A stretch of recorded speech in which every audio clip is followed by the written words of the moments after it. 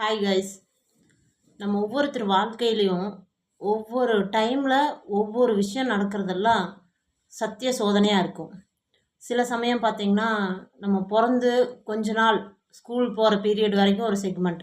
அந்த டைமில் நடக்கிற விஷயங்கள், நம்ம பேரண்ட்ஸ் நம்மளை கஷ்டப்பட்டு வளர்த்துறது, சில விஷயங்கள் நம்மளுக்கு கிடைக்கும், கிடைக்காம போகும். அந்த மாதிரி டைமில் சத்திய சோதனையாக இருக்கும். அதே மாதிரி ஸ்கூல் ஜாயின் பண்ணுறதே ஒரு சத்திய சோதனையாக இருக்கும். வீட்டில் அது வரைக்கும் ஜாலியாக விளையாடிட்டு.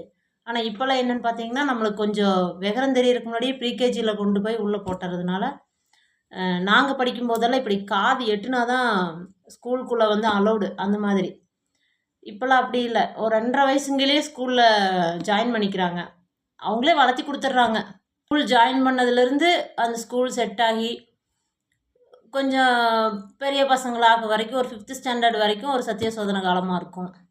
ஏன்னா இடம் செட் ஆகணும், ஃப்ரெண்ட்ஸ் செட் ஆகணும். அப்படி அப்போ கொஞ்சம் விவரம் தெரியாத வயசாக இருந்தாலுமே பேரண்ட்ஸுக்கு அதை விட சத்திய சோதனை காலமாக இருக்கும்.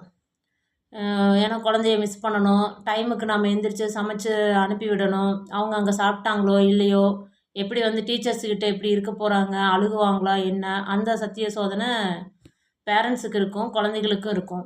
தாத்தா பாட்டிக்கு அதை விட பயங்கரமாக இருக்கும். என்ன அவங்க பையன் பொண்ணையெல்லாம் தைரியமாக ஸ்கூலுக்கு அனுப்பியிருப்பாங்க. ஆனால் அவங்க பேரன் பேத்தி ஸ்கூலுக்கு போயிட்டு வரும்போது இவங்களை பார்த்தா அப்படியே ஒரு பயங்கரமாக ஒரு அதிர்ச்சியாக இருப்பாங்க. இவங்க ஃபேஸ் எல்லாம் பார்த்தா.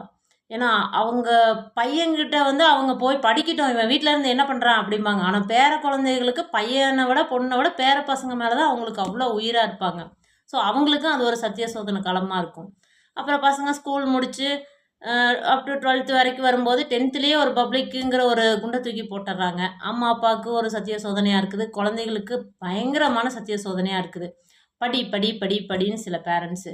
அப்புறம் ஸ்கூல்லையும் மார்க் எடுக்கணும், அது எடுக்கணும், இது எடுக்கணும், இப்படியே 10th போயிடுது. 11th டக்குன்னு ஓடிடுது, 12th. அப்புறம் எந்த காலேஜ் போகிறோம், என்ன படிக்க போகிறோம் என்னங்கிறது அது ஒரு சத்திய சோதனை. அதே மாதிரி காலேஜ் முடிச்சிட்டாங்களா, அடுத்தது ஒர்க்கு, என்ன ப்ரொஃபஷனல் சூஸ் பண்ண போகிறோம். ஏன்னா காலேஜ்லேயே ஆல்ரெடி நம்ம டிசைட் பண்ணி தான் உள்ளே போயிடும். ப்ரொஃபஷன் என்ன ப்ரொஃபஷன் போகிறாங்க, அந்த ஆஃபீஸில் போய் அவங்க எப்படி இருப்பாங்க, ஒரு ஐடி ஜாப்னா அந்த டீமில் எப்படி இருக்கும் என்ன. ஸோ இந்த மாதிரி லைஃப்பில் பிறந்ததுலேருந்து நம்ம 12th படித்து காலேஜ் எல்லாம் முடித்து, காலேஜில் ஃப்ரெண்ட்ஸ் எல்லாம் மிஸ் பண்ணணும், ஸ்கூலில் ஃப்ரெண்ட்ஸ் எல்லாம் மிஸ் பண்ணணும், அப்புறம் ஒர்க்குக்கு போய் அங்கே செட் ஆகி அந்த ஒர்க்கெல்லாம் கற்றுக்கிட்டு எல்லாத்துக்கிட்டையும் திட்டு வாங்கி உட்காந்து 1 மணி நேரம் 2 மணி நேரம் அழுது போராடி எல்லாம் பண்ணி காலேஜ் எல்லாம் முடித்து அப்புறம் மேரேஜ் லைஃப்குள்ளே என்ட்ராகும்போது டெய்லி சத்திய சோதனை காலமாக இருக்கும். இந்த மாதிரி நம்ம பிறந்ததுலேருந்து ஒவ்வொரு கட்டத்துலேயும் ஒவ்வொரு நாளும் நம்ம வாழ்க்கையை நம்ம சத்திய சோதனை காலமாக தான் நம்ம வாழ்ந்துட்டு வந்துட்டுருக்குறோம். ஆனால் பண்ணாட்டியும் நம்ம அதை கடந்து போயிட்டு தான் இருக்க வேண்டியதாக இருக்குது. ஏன்னா இதுதான் நம்மளுடைய வாழ்க்கை. ஏன் இன்றைக்கி சத்திய சோதனை அப்படின்னே சொல்லிகிட்ருக்குறேன்னு பார்க்குறீங்களா? ஆமாங்க. இன்றைக்கி நான் எடுத்திருக்கிற புக்கு மகாத்மா காந்தியடிகளுடைய சத்திய சோதனை. இந்த புக்கு எனக்கு 2002லேயே கிடச்சிருச்சுங்க. ஏதோ ஒரு பிளஸ்ஸிங்கில் எனக்கு 2002லேயே கிடச்சிருச்சு இந்த புக்கு.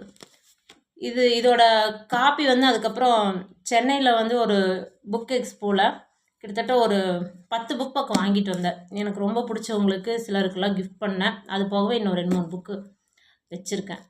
அதாவது என் பையனோட ரொம்ப க்ளோஸ் டீச்சர்ஸு அவங்க பர்த்டேக்காமல் ஏதாச்சும் கிஃப்ட் பண்ணணும் அப்படின்னா அவனுக்கு கொடுத்து விடுவேன். அவங்க மேம்க்கு கொடு, டைம் இருக்கும்போது படிக்க சொல்லு அப்படின்னு. இந்த புக்கு 2002 அப்படிங்கிற போது நான் 11th படிச்சுட்ருக்குறேங்க. அப்போ நான் படித்தது எல்லாமே தமிழ் மீடியம் தான். ஃபுல் அண்ட் ஃபுல் கிராமம், சைக்கிளில் தான் போய் படிக்கணும். அந்த மாதிரி ஒரு காலகட்டம். பஸ்ஸில் ட்ராவல் பண்ணி லாங் வர்றதுனாலே எங்கள் ஊர்லேருந்து திருப்பூர் வர்றதா ஒரு 14 கிலோமீட்டர் வர்றதா ஃபஸ்ட்டு பஸ்ஸில் வந்ததே. அந்த மாதிரி தான் நம்ம காலேஜுக்கு வந்தது எல்லாமே. அப்போ அந்த டைமில் இந்த புக்கு கிடச்சி நான் படிச்சிருக்கேன் அப்படிங்கிறது எனக்கு தனியாக போராடி ரொம்ப ஒரு கீழ் லெவல்லேருந்து போராடி நம்ம மேலே வர்றோம் அப்படிங்கிறவங்களுக்கு இது ஒரு பெரிய ஒரு உந்துதலாக இருந்தது. இந்த புக்கு நிறைய தைரியம் கொடுத்துச்சு. ஆக்சுவலாக மகாத்மா காந்திக்கு நம்ம டெய்லி அவரை பார்க்குறோம். அவரை பார்க்குறக்காக தாங்க இவ்வளோ கஷ்டமும் சொல்லுங்கள். ஒவ்வொரு நோட்லேயும் நம்மளோட இந்தியன் கரன்சியில் அவர் சிரித்த முகத்தை நம்ம பார்க்குறோம். ஆனால் அந்த சிரிப்புக்கு பின்னாடி அவர் கடந்து வந்த சத்திய சோதனைகள் கணக்கே இல்லை. இந்த ஒரு புக்கு கிடையாதுங்க, இந்த புக்கு மாதிரி ஒரு 100 புக்கு எழுதலாம். அவர் வாழ்க்கையில் நடந்த அவ்வளோ சத்திய சோதனைகள் இருக்குது. ஆனாலும் அவ்வளோ எழுதினாலும் நம்ம படிக்க முடியாதுங்கிறதுனால அவர் சிம்பிளாக எவ்வளோ சிம்பிளாக கொடுக்க முடியுமோ அவ்வளோ சிம்பிளாக இதில் கம்ப்ளீட் அவர் படித்ததுலேருந்து அவர் ஏன் வந்து எழுதினாரு அப்படிங்கிறது முதல் கொண்டு எல்லாமே இந்த புக்கில் வந்து அவர் கொடுத்துருக்குறாரு. சரி, இதை எழுதணும்னு அவருக்கு ஐடியா கிடையாது. க்ளோஸ் ஃப்ரெண்ட்ஸ் வந்து கேட்குறாங்க, உங்களோட இவ்வளோ போராட்டத்துக்கு போகிறீங்க வர்றீங்க, அப்போ சுதந்திர போராட்டத்தில் வந்து ரொம்ப தீவிரமாக அவர் வந்து பங்கேற்று நடத்திட்டு இருக்கும்போது, அப்போ நீங்கள் உங்களை பற்றின ஒரு கம்ப்ளீட் இதை வந்து எழுதுங்க, பின்னாடி வர சந்ததிகள் வந்து தெரிஞ்சுக்கிட்டோம். ஏன்னா இந்த மாதிரி ஒரு புக்கை அவர் எழுதி வச்சதுனால தான் நம்ம படிக்கும்போது தான் அவர் வாழும்போது நம்ம கூடயே அவர் கூட வாழ்கிற மாதிரி நம்மளை வந்து அந்த கதைகளில் வந்து கூட்டிகிட்டு போகிறாரு. இப்போ நம்ம வீட்டில் நம்ம பெரியவங்க நம்ம கூட பேசினா என்ன ஃபீல் கிடைக்கும், அதே ஃபீல் தாங்க இந்த புக்கு படிக்கும்போதும் கிடைக்கும். அவர் ஸ்டார்டிங் ஏன் வந்து இந்த புக்கை நான் எழுதினேன், எனக்கு எழுதுகிற ஐடியாவே சுத்தமாக இல்லை, ஆனால் நான் நவஜீவனுக்கு வந்து வீக்லி நான் ஏதாச்சும் எழுதணும். ஸோ என் கூட இருந்தவர் வந்து சொல்லியிருக்காரு, நீங்கள் ஏன் வந்து அது இதுன்னு எழுதுறதுக்கு உங்களுடைய வாழ்க்கை வரலாறு நீங்கள் எழுதுங்க, சுயசரிதையாக எழுதுங்க, ஃபஸ்ட்டு வந்து புக்காக எழுதுங்கன்னு சொன்னது. அவர் வந்து எரவடா அப்படிங்கிற ஒரு ஜெயிலில் இருக்கும்போது அவரோட தண்டனை காலம் முடியறதுக்குள்ளே நிறையா நம்ம புக்ஸை படிச்சிடலாம், நம்மளுக்கு நிறைய டைம் கிடைக்குது, ஸோ இந்த டைம் நம்ம நல்லா யூட்டிலைஸ் பண்ணிக்கணும் அப்படின்னு சொல்லி அவர் பிளான் பண்ணிட்டு தான் உள்ளே போகிறாரு. பட் அங்கே போயிட்டு அவரோட தண்டனை காலம் முடியறதுக்கு 1 இயர் முன்னாடியே அவரை ரிலீஸும் பண்ணிடுறாங்க. அதுக்குள்ளே சரி இதில் எழுதுவோம் அப்படின்னு சொல்லிட்டு எழுத ஆரம்பிக்கிறாரு. அப்போ தான் டிசைட் பண்ணுறாரு, சரி ஓகே நம்ம வந்து நவஜீவனுக்கு எப்படி இருந்தாலும் எழுதி தான் ஆகணும், நம்ம வந்து இதுவே வாரம் நம்ம எழுதிடுவோம், என்னால் வந்து வாரத்துக்கு ஒரு அத்தியாயம் தான் எழுத முடியும் அப்படின்னு சொல்லி. அப்போ அவரோட இன்னொரு ஆன்மீக பக்தர் ஒருத்தர் ரொம்ப க்ளோஸ் ஃப்ரெண்ட் அவருக்கு, அவர் வந்து கேட்குறாரு, நீங்கள் புக்கெல்லாம் எழுதுறீங்க சரிதான், இன்றைக்கி நாம் ஒரு கொள்கையில் இருப்போம், இன்றைக்கி வந்து நம்ம இதை பண்ணணும் இதை பண்ணக்கூடாதுன்னு ஒரு கொள்கையில் இருப்போம், ஆனால் இதுவே வந்து ஒரு 5 வருஷம் கழித்து நாம் அந்த கொள்கையிலேருந்து மாறுபட்டுருவோம். எல்லாருமே அப்படி தான் வாழ்க்கையில்.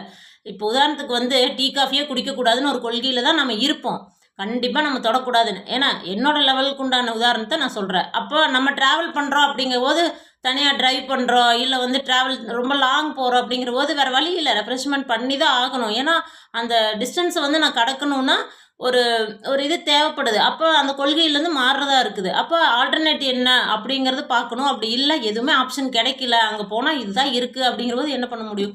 அதே தான், நீங்கள் ஒரு கொள்கையில் வந்து இருக்கீங்க, இன்னும் கொஞ்சம் வருஷம் கழித்து அந்த கொள்கை மாறுச்சுன்னா என்ன பண்ணுறது, நீங்கள் சத்திய சோதனை இப்படி எழுதுறங்கிறீங்க அப்படின்னு அவர் சொல்கிறாரு. ஓகே, நான் வந்து இதை பண்ணுங்க இதை பண்ணாதீங்கன்னு நான் சொல்ல மாட்டேன். இந்த புக்கில் எனக்கு என்ன நடந்ததோ அதை நான் சொல்கிறேன்.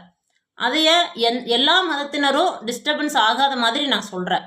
இதில் அவங்கவுங்க வாழ்க்கைக்கு தகுந்த மாதிரி நீங்கள் பொறுத்துக்கிங்க, உங்கள் வாழ்க்கைக்கு வந்து இது ஓகேவா என்ன அப்படிங்கிறத பார்த்து நீங்கள் வந்து அதை யூஸ் பண்ணிக்கிங்க, என்னோடய சோதனையிலேருந்து நீங்கள் என்ன அனுபவத்தை எடுத்துக்க முடியுமோ அதையும் நீங்கள் எடுத்துக்கங்க அப்படின்னு சொல்லி அவர் ஆரம்பத்தில் முன்னுரையிலேயே அப்படி சொல்லிடுறாரு.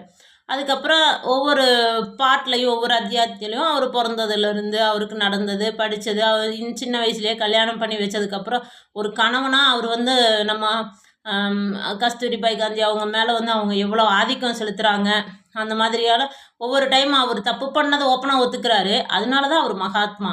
நம்ம ஒரு சின்ன மிஸ்டேக் பண்ணால் கூட அதை நம்ம ஒத்துக்க மாட்டோம். இல்லையே நான் பண்ணலையே எனக்கு தெரியாது அப்படின்ட்டு நம்ம எப்படி தப்பிக்கணும்னு போவோம். இதுதான் நம்ம நார்மல் பீப்புளோட மைண்ட் செட்டு. அடுத்தவங்க மேலே எப்படி பழிய போடலாம், அடுத்தவங்களை எப்படி கை காட்டலாம், இதுலேருந்து நாம் தப்பிச்சுட்டு அவனை எப்படி மாட்ட வைக்கலாம், எப்படி சிக்க வைக்கலாம், இது மட்டும்தான் இன்னொரு புத்தி வந்து ஒர்க் ஆகிட்டே இருக்கும். ஒரு சிலர் வந்து திருத்தவே முடியாது. அவங்க வந்து மகாத்மாலாம் கிடையாது, மகா ஆத்மா. அதனால் அவங்கக்கிட்டையெல்லாம் நம்ம போகாமல் இருக்க வரைக்கும் நம்மளுக்கு நல்லது. ஸோ இவர் என்ன பண்ணுறாரு, எல்லாமே சொல்கிறாரு. அவரோட லைஃப்பில் நடந்தது, எப்படி வந்து வக்கீல் ஆகிறதுக்கு அங்கே போனார், அவங்க அப்பா இறந்ததுக்கப்புறம் அவருக்கு இந்த மாதிரியான ஒரு சூழ்நிலை குடும்பத்தில் நடந்தது, இந்த மாதிரி ஒவ்வொரு அத்தியாயமுக்கும் வந்து ஒரு 623 பக்கம் மொத்தமாக வந்து ஒரு 623 பக்கம் வருது. இதில் எல்லாமே அவர் வந்து 5 பாகம், மொத்தமாக 5 பாகமாக வந்து இதை பிரித்து சொல்லியிருக்கிறாரு. அதில் ஒவ்வொரு ஹெட்டிங்கும் அந்த டாப்பிக்கை பற்றி இப்போ வாரம் எழுதுனதுனால அந்த வாரத்துக்கு உண்டான தலைப்பை அவர் கொடுத்ததுனால அதை அப்படியே தொகுத்து வழங்கியிருக்காங்க. மொத்தமாக 5 பார்ட்டு, டோட்டல் பார்ட்டு 5 பார்ட்டு. அதில் சின்ன சின்ன ஹெட்டிங்ஸ் நிறையா இருக்குது. ஸோ இந்த புக்கு ஏன் வந்து இன்றைக்கி தோணுச்சு அப்படின்னா, நிறைய சத்திய சோதனை வருதுங்க. ஒவ்வொருத்தர் வாழ்க்கையிலையும் ஒவ்வொரு கட்டத்துலேயும் வருது. ஸோ அவருடைய சத்திய சோதனையை படிக்கும்போது நம்ம சத்திய சோதனையெல்லாம் ஒன்றுமே இல்லைங்க.